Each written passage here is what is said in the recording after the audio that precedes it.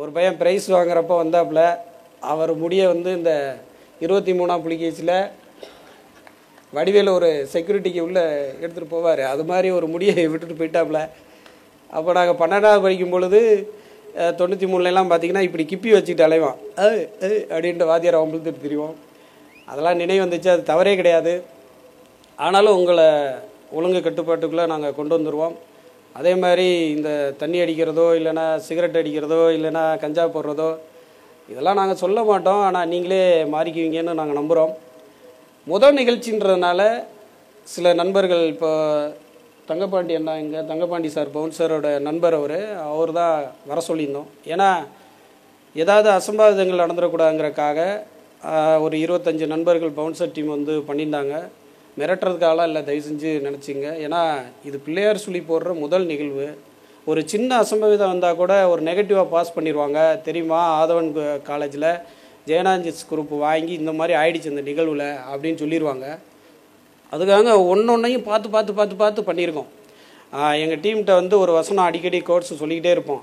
தலைவாக மறந்துடாதீங்க, என்னைக்காக இருந்தாலும் மிக மிக சிறப்பாக பண்ணுறதுக்கு ஒரு வழி இருக்கும் பொழுது சிறப்பாக பண்ணவே கூடாது.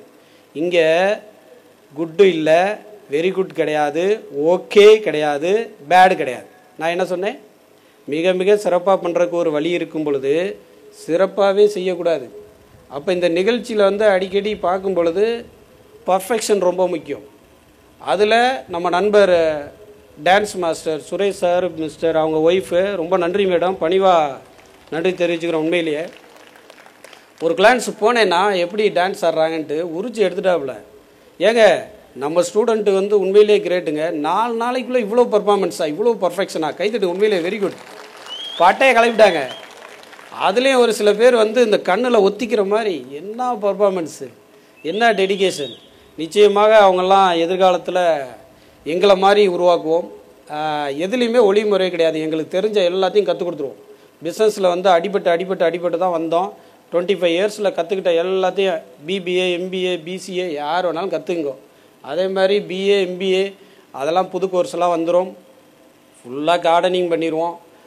நீங்கள் வந்து வீட்டில் இருக்கிற நேரத்தை விட காலேஜில் அதிக நேரம் ஸ்பெண்ட் பண்ணுங்கிறத நாங்கள் உறுதி பண்ணிடுவோம். அப்பா விடுப்பா, நான் காலேஜுக்கு போகிறேன் அப்படின்ற மாதிரி உங்களை நாங்கள் வந்து உருவாக்கிடுவோம்.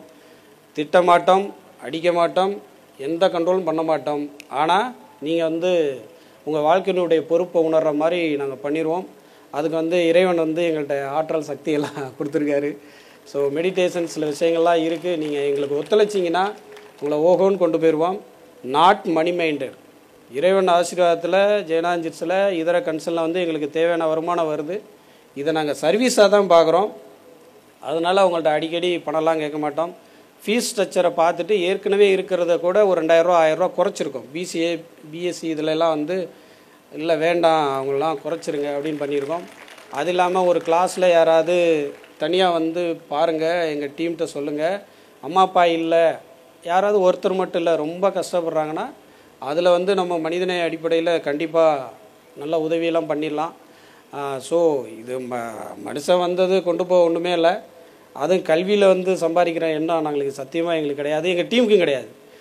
டைரக்டர்ஸ் டீம்லாம் உட்காந்துருக்காங்க, வெளியில் உட்காந்துருக்காங்க, கோட்டு போட்டவங்களாம் ஜெயனாஞ்சிஸினுடைய டைரக்டர்ஸ் டீம்.